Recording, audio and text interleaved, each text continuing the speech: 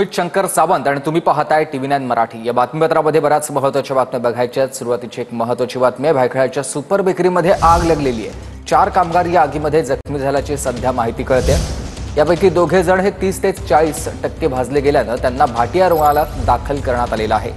तर इतर दोघे जण हे 15 ते 20% भाजले असून त्यांची प्रकृती सध्या स्थिर असल्याची माहिती कळते। सुपर बेकरीमध्ये लागलेल्या या आगीवर नियंत्रण मिळवण्यात आलेलं आहे।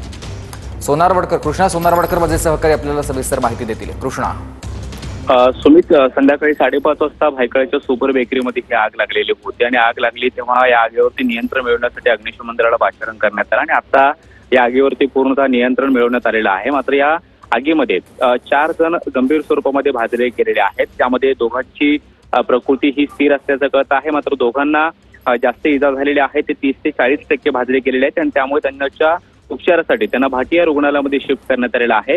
मुंबई महानगरपालिकेनं जी माहिती दिलेली आहे त्यानुसार आगीवरती पूर्णपणे नियंत्रण मिळवण्यात आलेलं आहे, असं माहिती देण्यात आलेली आहे। मात्र 4 जण या आगीमध्ये होरपळले गेलेले आहेत, भाजले गेलेले आहेत आणि दोघांची प्रकृती चिंताजनक असल्याची माहिती मिळते। त्यांच्यावरती भाटिया रुग्णालयामध्ये उपचार सुरू आहेत। नक्कीच धन्यवाद तुम्ही दिलेल्या या सविस्तर माहितीसाठी।